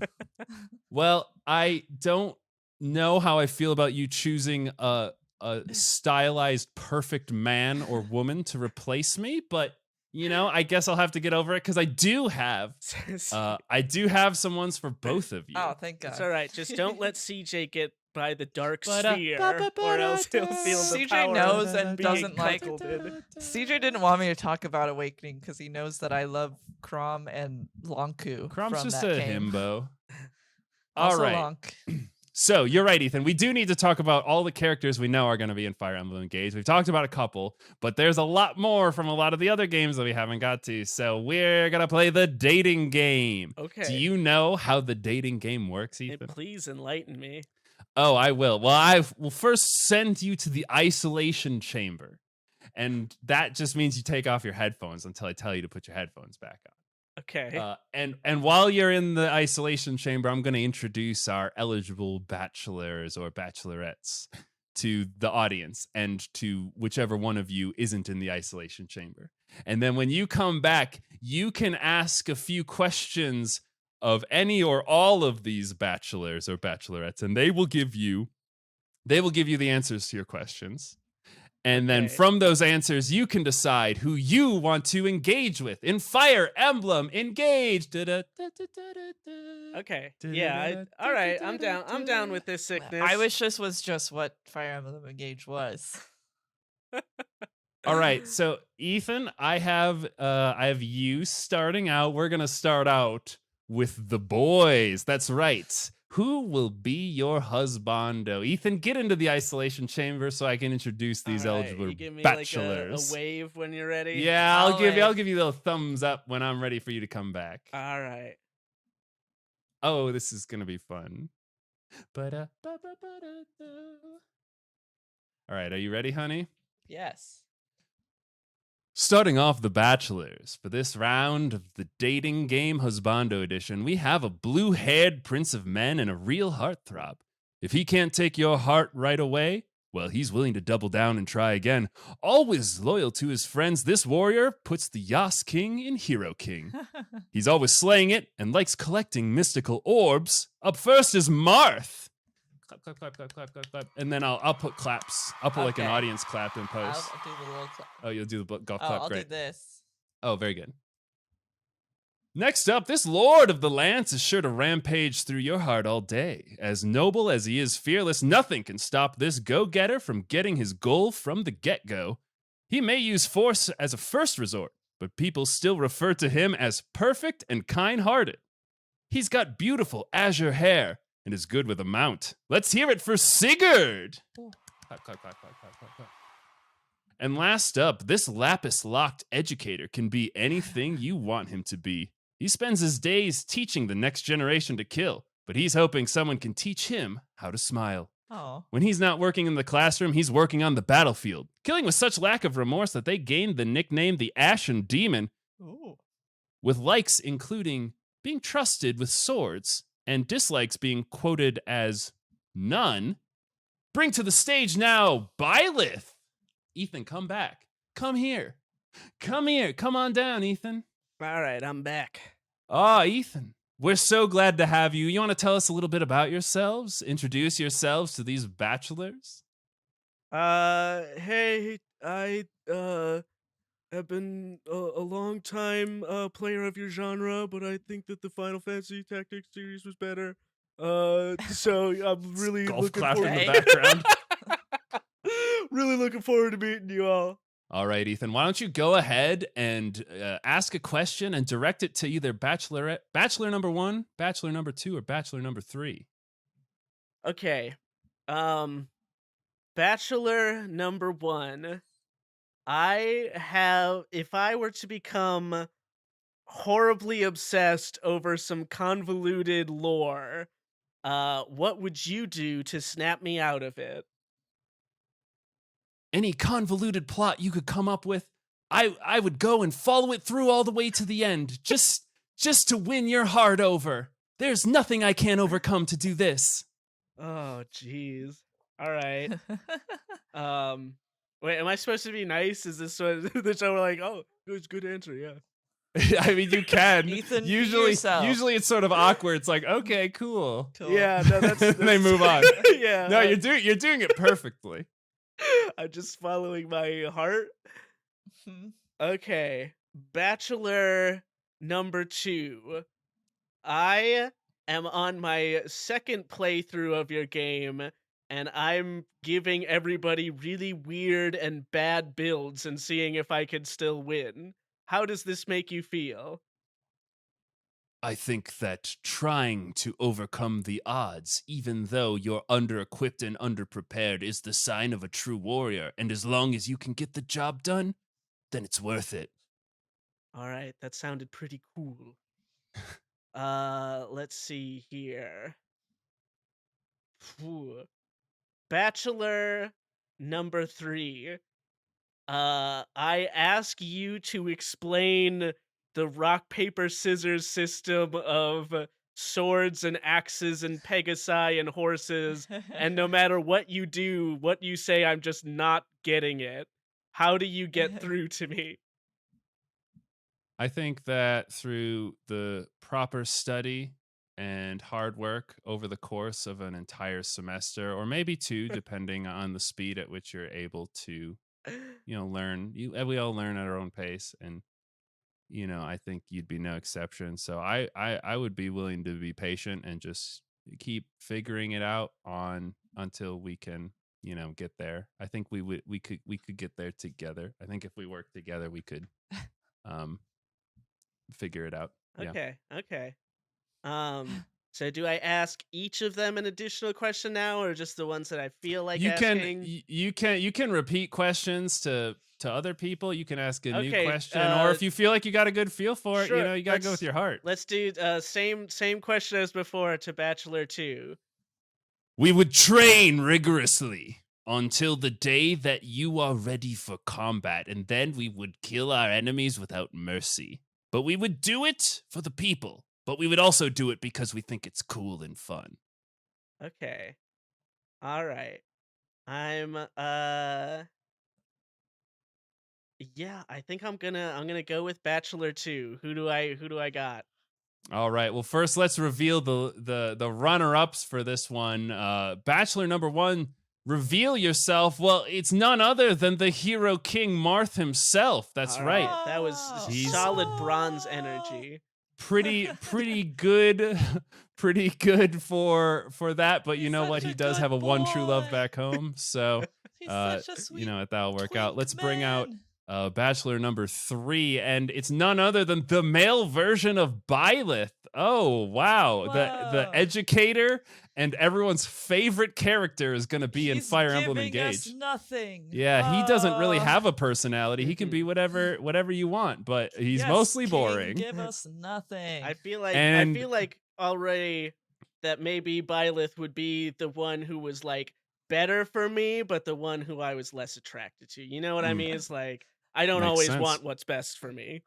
Well, let's see who our lucky bachelor that you'll be taking home as a body pillow is. It's none other than Sigurd, who is a Lord of the Yeah. Lance. Pretty nice one. Just as a little bit of background for Sigurd, he has a tendency to dive headfirst into conflict and often kills people that he shouldn't have because he wasn't thinking it through. But his people know him as both, quote, perfect and kind-hearted. Is So he not you a got Marth that going for you. descendant? Dude, Hmm? Is he not a Marth descendant? He He has blue hair. He is a lord and not a Okay. king, so He's just a No. blue hair guy. well, I love that. I'm going with Sigurd, and I seem to recall that Sigurd is actually who I played in that Dynasty Warriors knockoff Oh. game. So So there it you was go. it was It's meant to meant- be. it was I don't destiny. think he was in that game. Sigurd? I don't know. Who can say? I don't know. There's lots of guys named Sigurd. There were Also, a lot you're of horse thinking and of Pegasi You're thinking of people. Friedrich, but all right, let's keep going. Okay. Lizzie, do you want to go ahead and enter the isolation chamber so we can introduce your eligible Yes. bachelors? Yes. Oh God. I'm so excited. All right. All my husbandos I already have already. All right. Lizzie's gonna have to literally cover her ears because we're in the same room. Mm-hmm. First up for the eligible bachelors for Lizzie, we have this fiery-headed young man with a hole in his heart from his parents' murder at the hands of the Empire. But you could be the one to fill it up. What he lacks in innate ability, he more than makes up for in sheer gumption. He's always trying his best, but he often thinks his best is just not good enough. He will never give up on you like he gives up on himself, though. So let's welcome Leaf. Clap, clap, clap, clap, clap. Yeah, okay. Yeah. Next up, this crimson-domed lad is more book-smart than sword-swift, but we can't help but let him smash into our hearts. He's not great with people, but he sure does try. Coming from the aristocracy, you know this guy can take care of everything you need, as long as it is an emotional maturity. Let's bring our boy to the stage, Roy! Roy's our boy. And rounding out the bachelors, you know you'll feel feverish when this scarlet-haired swordsman comes to fight. He always gets straight to the point, but the secret to this man's heart is certainly his stomach. He's a mercenary with a heart of gold, and while you won't see him looking for the high life, he loves him some spicy meat. And that's why we like Ike! Okay. I had to sing a little bit. Yeah, I'm gonna have to mute that. No, you Because can I leave that could in. hear I could hear you still very well with covering my ears. I have a booming voice. Do you want to introduce yourself to these eligible bachelors? Yes. Hello, boys. Hey, hey, hey. Hey, boys. Hey, boys. My name is Liz, LizardxLizard, otherwise known as my pen name. And I plan to add you to a collection of husbandos I already have. So you better Golf be ready claps in for the that. background. Everyone's like, yeah. Big cheer. Woo! All right, Lizzie, why don't you go ahead and ask these boys some questions? All right. Bachelor number 1. What abilities do you have that you would pass on to our child? Oh, I don't really think there's that much that's special about me, quite honestly. I mean, I guess a good work ethic, but that's not really a stat. I don't know. I hope that's enough. Please God, let it be enough. God, that's so hot. No. Bachelor number 2, same question. What strengths, abilities, or stats do you have that you would pass on to our child of war? Well, I'm well read, respected, so he would gain a high status in society. I think that he could have the family sword, of course. And uh, uh, uh, sorry, I'm not used to talking to girls this long. I just think he would. I think. Sorry, I was thinking about us having a baby. I think he would be cool. I think I would. I would Family be cool. sword, family sword. Ooh. Okay, bachelor number 3. Same question. From me, he would gain a fighting spirit rivaled by no one. Okay. Short and sweet. Bachelor number 3. What would you Yes. describe your personality as in a very concise, almost trope-like description? I hate the aristocracy, but I respect good fighters, and I am very powerful. All right, bachelor number 3 is my choice.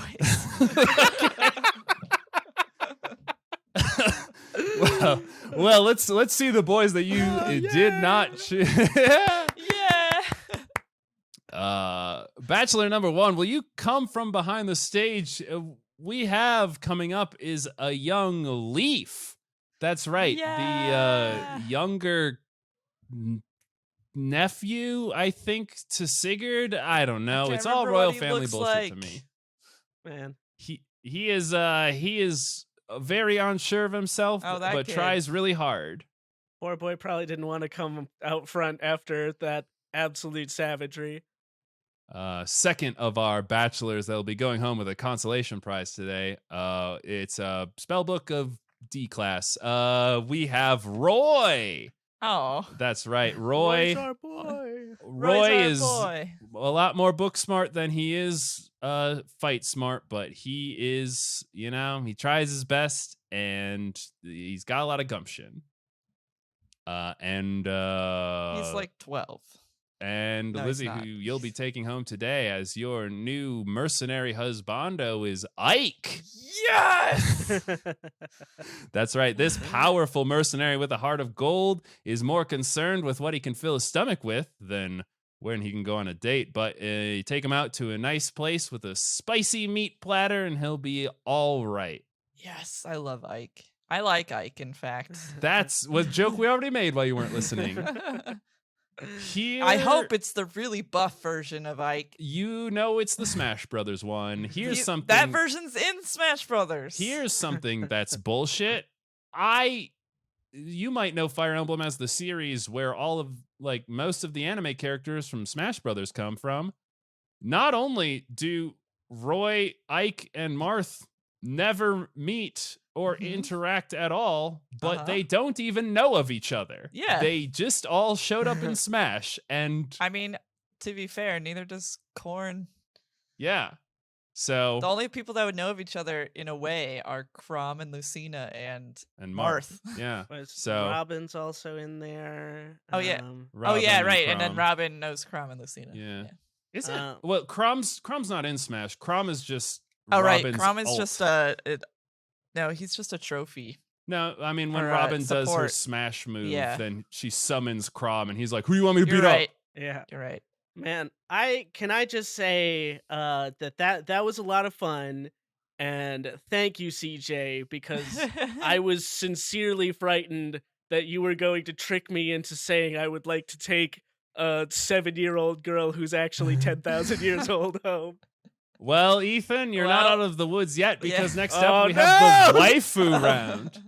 Don't worry, Ethan. I know you're in a relationship, but as I keep telling Lizzie, falling in love with an anime girl does not technically count as cheating. All right. So why don't you head on over to the isolation booth while I introduce these Okay. eligible All bachelorettes. right. Are you gonna do me dirty here, CJ? We'll see you in a bit, Ethan. All right. Bye. Oh no.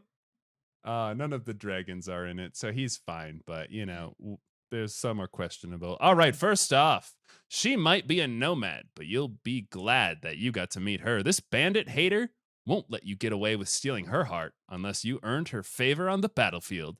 The practitioner of feminism, you won't see her letting the boys have all the fun. She's got green hair, green eyes, and a dress that lets you see her thighs. It's Ooh. Lynn. I love Lynn. Next up on the bachelorette list, we have a young lady who has waited a negative amount of time to meet you. Hailing from a dystopic future, she has come back to set things right, but that doesn't mean she can't find love in the process. So skilled with a blade, she could pass as Marth. There will be no mistaking this contestant, Lucina. Yay, that's our girl. And rounding out the ladies, she just wants everyone to get along. Torn between worlds, maybe you could be the one that puts the pieces of her heart back together. She will think of you as a brother, which in this case is a good thing, I guess. She loves poetry and philosophy, but hates basic household chores, so good luck with that. Quick to trust and just as quick to be betrayed, it's the stunning Corin. Yeah, corn. Yeah, we like throw corn on stage.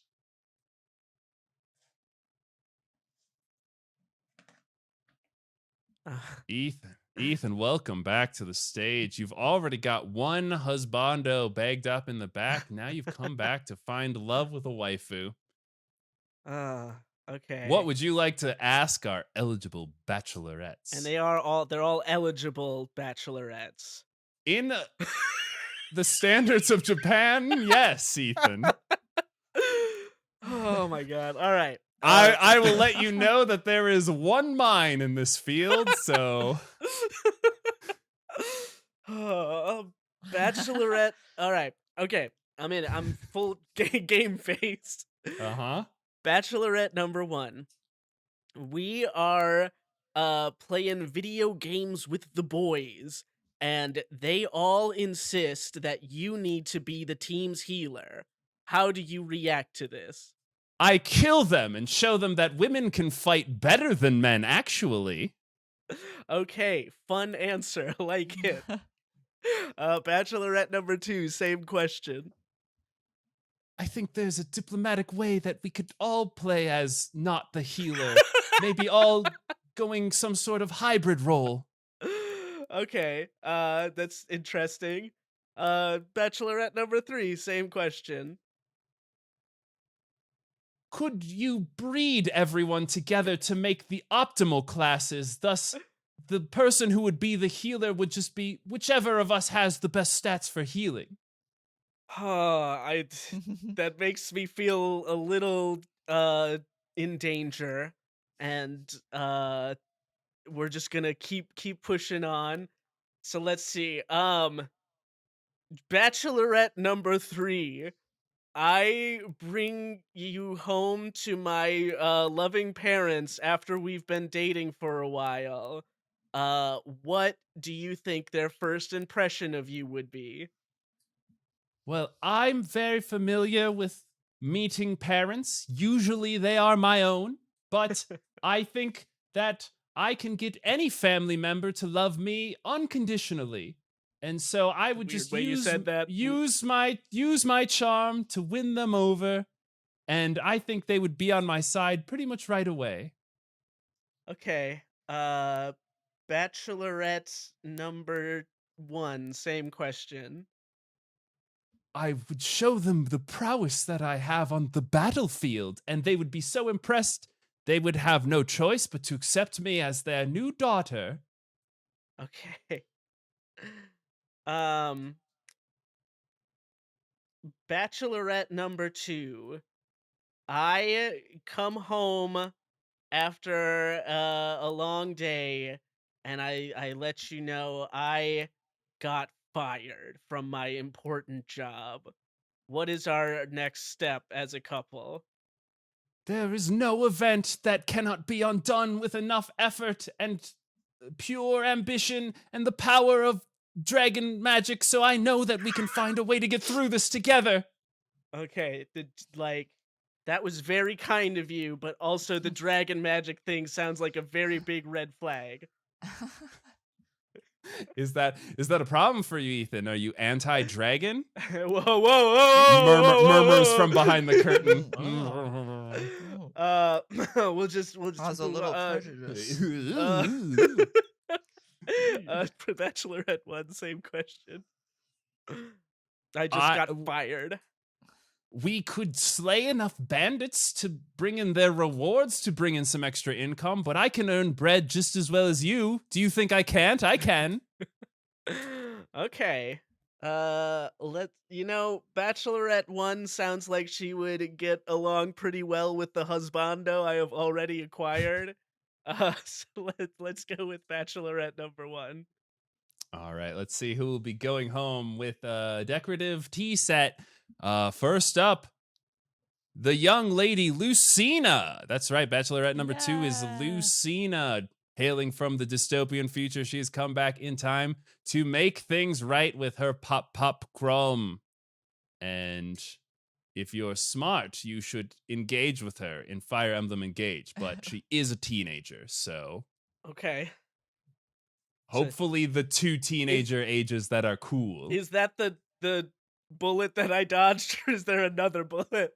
Number 3, Bachelorette, is none other than the stunning Corin. That's right, Ethan. Corin is a video game character you can play in 2 different video games, and you can woo all of the family members between all of the games if you really want to, because they're all half-siblings, kind of, so it's all cool with her, but unfortunately, that sibling love energy is not for you, so Corin's gonna have to go home. Yeah. I think she's also a dragon, maybe, but who cares? And Ethan, the young bachelorette that you're going to be going home with today is the mighty Lynn. That's right. Lynn from the older Fire Emblem games. She is out to prove that women can be just as much, if not more effective on the battlefield as men. And she is as fierce on the battlefield as she is in the bedroom. So have fun with that. Oh.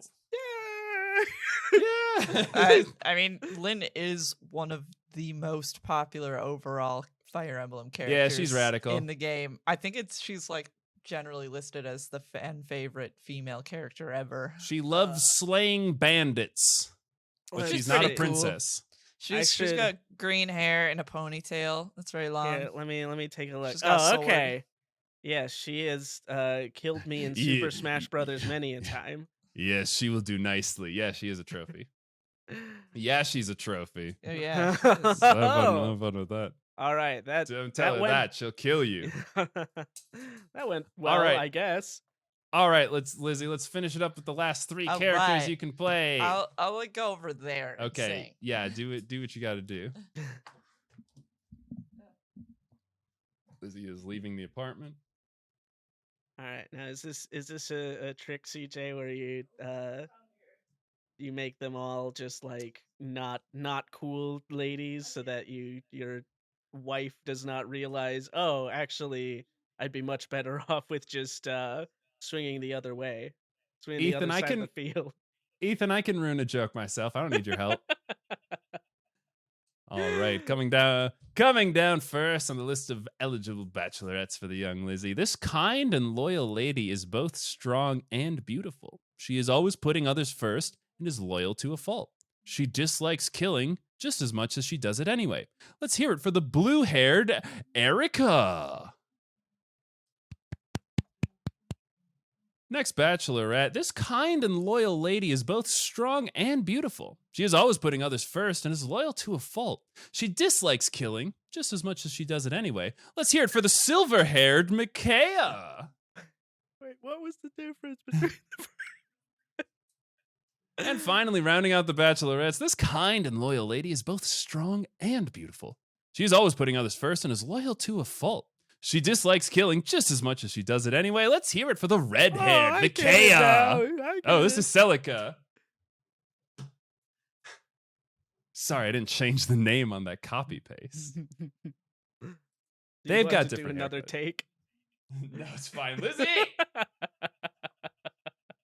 All right, honey, are you ready to pick an eligible bachelorette? Yes. All right. What are your questions for these 3 beautiful young ladies? Bachelorette number 1. Yeah. What is your class? Or rather, what do you fight with? If you fight. Hold on, I'm checking my Let me dating check my profile. inventory. I'm thinking really hard. Hold on, let me look in my hand and see what I'm holding. I feel like What is this called again? I would say that I use a sword as a myrmidon mostly. Oh, okay. Bachelorette number 2, same question. I feel like Let me look down onto my lap and see what I'm also holding. I was trying to I'm figure out blindfolded and forget. which personality would vibe with me, and Lizzie is straight up just trying to deduce who these characters she knows are. I use books. I like magic and witchcraft and such. I'm just playing this game how I play Fire Emblem. All right, that's very fair. Bachelorette number 3, same question. Let me pull out my weapon from its sheath. It looks like I fill the role of priestess. So I guess it doesn't a have healer. a sheath, I guess. It was the Holy Bible I kept in a decorative sheath. Bachelorette number 1. Yeah. Do you like to have someone blow air on you very gently? Maybe even kind of touch your face like this a little bit gently. Yeah, but only in the DLCs. Okay. Murmurs in the crowd. Bachelorette number 2, same question. Same answer. Blood murmurs in the crowd. Bachelorette number 3. You better believe it. It's the same all the way across. That didn't help me make my decision. All right. Yeah, weird. Bachelorette number 1. Would you be friends with the shifter class character in your game? Which would maybe be a dragon person, or a bunny person, or a cat person, or a wolf person, or a swan person, or a raven person, or an eagle person. I could go on. I don't think you could, but I also think that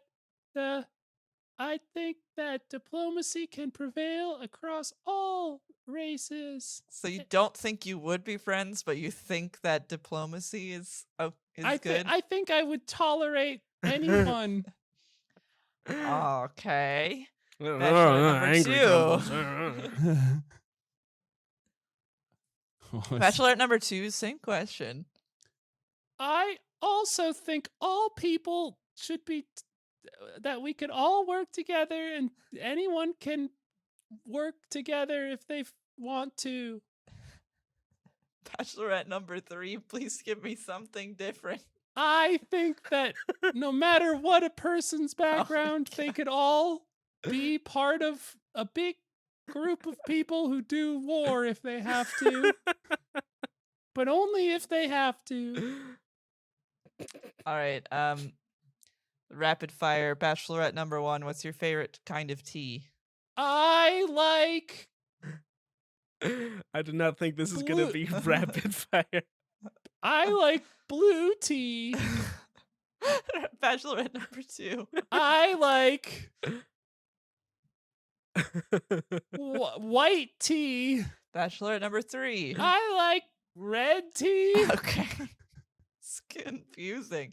I'm just gonna pick one of you because I got kind of the same vibes from all of you. That's impossible. We're three. They're saying this in unison. We're three totally unique characters with different traits. I'm gonna just go with Bachelorette number 1. All right. Well, let's see who's going home today. First up, we have Micaiah. She is a kind and loyal lady. She's always putting other people first, but she doesn't want to fight. She just has to fight. So, whoopsie. Okay. Bachelorette number 3 coming to the stage is Celica. Celica is both strong and beautiful, and she doesn't want to fight unless she has to fight, but she wants to not do that, but she will do that.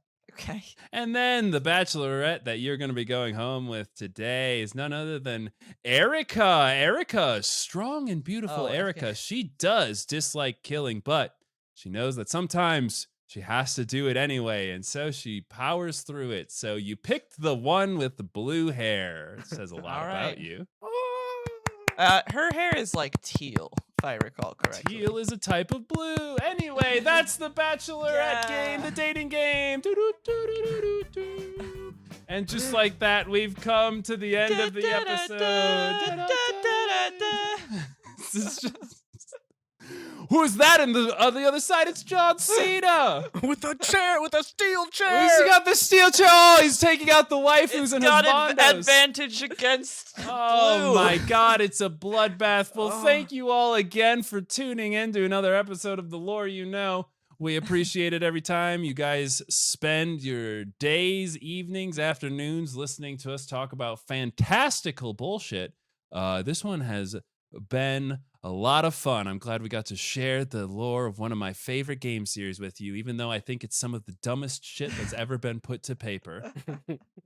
If you guys want some more dumb shit, we have all sorts of different pieces of media out there right now. We have a stream at twitch.tv/cookingwithspices. We have been doing some big air quotes speedrun races with a good friend of the channel, Mishka. We've been playing through Mario and Zelda and just doing it as fast as an untrained boy can. So that's been pretty fun to do. Come join the nail-biting, neck-and-neck racing that is amateur speedrunning. Also, we have a Twitter at SpicesWith. You can tweet us ideas for shows, tweet us how we're doing. Just say, hey, we're here. We're here to listen to you. And we've also got a YouTube channel. It is Cooking with Spices. You can get there at youtube.com/@spiceswith. We have some of those re-uploads from those races from the Twitch channel up there. We'll be putting some other re-uploads from the Twitch streaming. We've also got some Let's Plays that we've been doing. We'll put up that as well for you guys to take a look at. If you're listening on YouTube right now, well, you made it all the way to the end. Why not smash the subscribe button? Why not delicately fondle the like button and tell it how much you care about it? Gently blow air on that bell. Gently blow air on the bell so that you're notified every time we upload a video. We will be releasing our Lore You Know episodes every other week, as always, but now we're putting up some extra content on the YouTube channel, so check us out there. I think that's all of our stuff. Lizzie, thank you again for coming and filling in the girl role, giving us a little representation, female perspective on those beautiful husbandos. Of course. You can check Lizzie out. She is LizardxLizard on most platforms. She has a card that has all of the stuff she's working on. She's got a web comic, webtoons, Finding Fiends coming into season number 2. Very exciting. Make sure to keep up with that and check out her other socials. On top of that, we always want to thank Gail Kitsune for doing all the artwork for this podcast. And we want to thank Apajo for the beautiful intro and outro music. Whew. I nailed that. That was a critical hit of plugs. Yeah, that's a lot of stuff going on. Oh my God, what a vibrant and alive channel that you should definitely tune into and keep consuming our content. But unfortunately, this one has come to an end. So until we see you all again, I have been CJ. And I've been Ethan. And I've been LizardxLizard. And why do the spears not beat everything? They're the longest one. They would stab you from the farthest away. I mean, they're very slow. And speaking of slow, can I get my husbando and waifu like direct mail to me, or is it just gonna kind of be snail mail? Well, it looks like they've run off with each other. So sorry, Ethan, right. but it was all for naught. Oh, there they Well, go. you know, I had fun on the show. I had a good time here. It was really good. Don't worry, we'll be sending you home with a new pair of socks that have your own face on them. Well, so long, everyone. All right. All right. Amazing.